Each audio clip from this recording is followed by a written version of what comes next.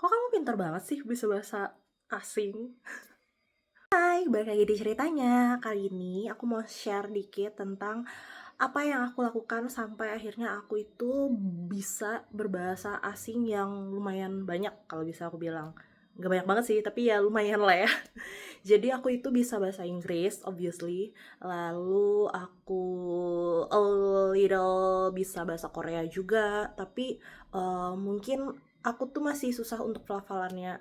Tapi aku udah bisa baca Hangul, aku bisa ngerti ketika orang ngomong sama aku dikit. So yeah, it's like that. Habis itu aku bisa Japanese. Uh, bahasa Jepang itu gara-gara dulu aku waktu SMA sampai aku kuliah itu aku ada belajar bahasa Jepang. Jadi dikit-dikit aku tahu, cuman aku itu masih lemah di tulisan. Jadi aku belum belum terlalu hafal katakana dan kanji. Jadi aku lebih ke hiragana. Tapi untuk sedikit-sedikit aku paham ketika orang ngomong, aku tahu beberapa arti, kayak ya aku campur-campur gitu. Lalu aku bisa dikit bahasa France, tapi nggak fluent juga, tapi ya masih ongoing sih, masih progress. Lalu bahasa Mandarin sekarang yang lagi aku pelajarin, itu aku udah bisa beberapa kata yang pastinya yang reguler kayak buat percakapan, perkenalan diri aku udah bisa hafal angka sampai nominal-nominal yang besar, lalu tulisannya juga aku bisa dikit-dikit hafal. And then kalau bahasa Indonesia, aku itu bisa paham bahasa Jawa, aku pastinya bisa bahasa Dayak. Walaupun ya itu masih kayak agak-agak susah waktu ngomong, tapi aku paham kayak gitu. Lalu aku bisa bahasa Manado dikit-dikit tahu karena dulu waktu kuliah kakak senior aku itu banyak yang orang Manado, jadi tahu dikit-dikit. Nah, dari semua bahasa yang aku punya, gimana sih caranya aku untuk belajar itu semua? Di awal-awal tuh emang susah banget karena ya namanya bahasa asing ya, itu adalah bahasa yang bukan punyanya kita. Jadi butuh waktu, butuh belajar berulang-ulang sampai akhirnya itu bisa.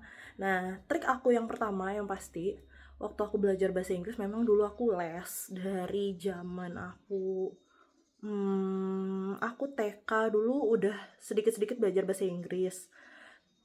Kayak belajar bagian tubuh kayak gitu bahasa Inggrisnya apa, lalu A B C D E, and lalu di SD juga belajar bahasa Inggris juga les sampai akhirnya aku tuh ngebiasain diri dengan cara nonton film, tapi aku nggak pakai subtitle. Jadi aku tuh bener-bener harus menebak orang ini ngomong apa dan artinya apa.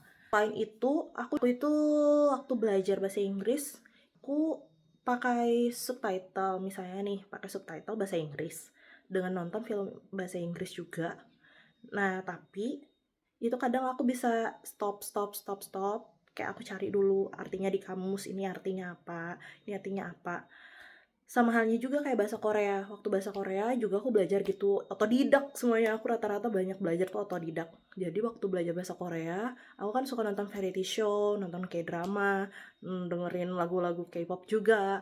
Jadi ketika ngedenger, nonton, dan lain, aku tuh biasanya em, stopin dulu cari artinya, ini apa ya, tulisannya gimana ya. Lalu biasanya itu aku selalu pakai subtitlenya bahasa Inggris. Jadi aku belajar tuh dua bahasa langsung. Waktu nontonnya bahasa Korea, tapi di bawahnya pakai subtitle bahasa Inggris. Jadi dua kali kan langsung belajar. Nah, itu. Dan yang paling penting sih dari semuanya, kita tuh nggak akan pernah mudah belajar bahasa orang lain kalau kita sendiri nggak pede. Kenapa aku bilang gitu? Karena orang itu mungkin sebenarnya bisa bahasa itu, dia mungkin sudah pernah belajar sebelumnya ya, like-nya kayak bahasa Inggris lah ya, pasti di sekolah-sekolah kan diajarin bahasa Inggris, tapi masih banyak orang-orang yang nggak bisa bener-bener fluent in English karena dia itu malu. Satu, malu gara-gara takut diomongin, ih sok keinggrisan, ih kamu kayak gini, gitu gitu gitu gitu. Nah, sebenarnya ya udah nggak usah diperduliin aja, anggap aja ya itu sebagai penyemangat biar kamu tuh bisa tunjukin, woi gua woi gue bakal bisa bahasa Inggris lebih better than you, kayak gitu kan. Itu sih yang aku lakuin. Jadi aku tuh bener-bener pede, bodo amat orang mau ngomong apa, yang penting aku bisa bahasa asing. Dan ternyata terbukti kan ketika aku ke mana-mana, aku tuh bisa ngomong sama orang asing. Karena gini ya, kalau kita ke luar negeri ataupun misalnya ada orang luar negeri datang ke kota kita, ke negara kita, bahasa yang paling mereka sering pakai adalah bahasa Inggris. Dan kalau kita nggak bisa ngomong sama mereka, malu nggak sih? Kayak, apa gitu, kayak cuman haheho doang, nggak seru. Enak tuh kalau ketika kayak kita tuh bisa akhirnya kayak berkomunikasi sama mereka kan. Jadi kita akhirnya tahu, oh ternyata dia itu kayak gini, oh ternyata dia di negaranya tuh seperti ini. Jadi akhirnya kita tuh kayak berbagi ilmu dan jadinya juga lebih mudah ketika kita sendiri udah bisa bahasa yang mereka paham, kayak gitu.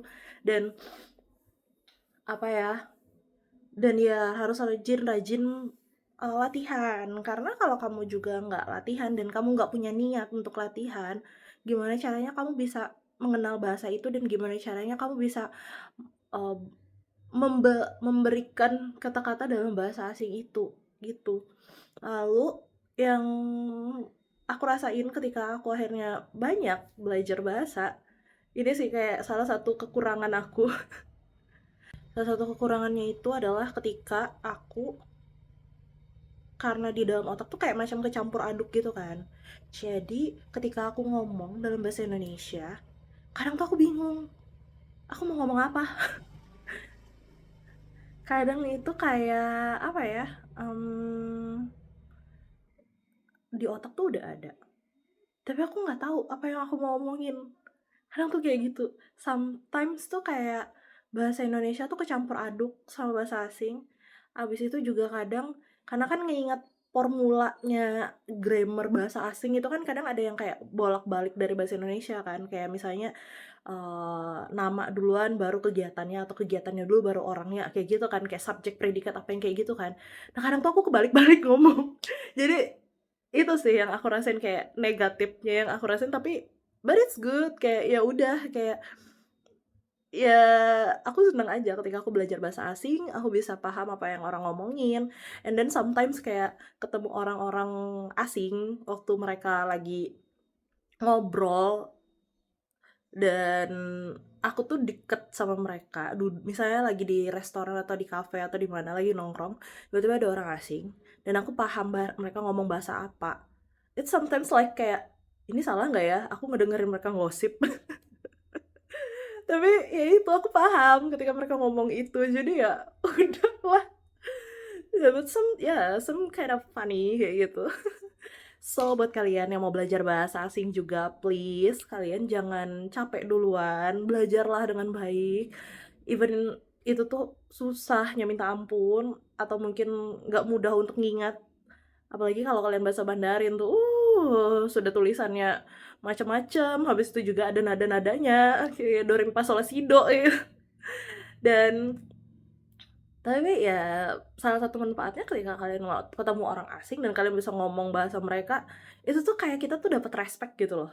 Kayak orang-orang itu, "Wah ternyata kamu, bisa bahasa aku, kamu bisa ngerti nih ngomong aku apa," dan itu tuh mereka akan lebih mudah untuk, akrab sama kita, itu sih yang aku rasain. So, semangat ya guys semuanya yang lagi belajar bahasa, jangan lelah, jangan takut, jangan berkecil hati kalau kalian terlambat, mending terlambat daripada sama sekali nggak pernah belajar, gitu.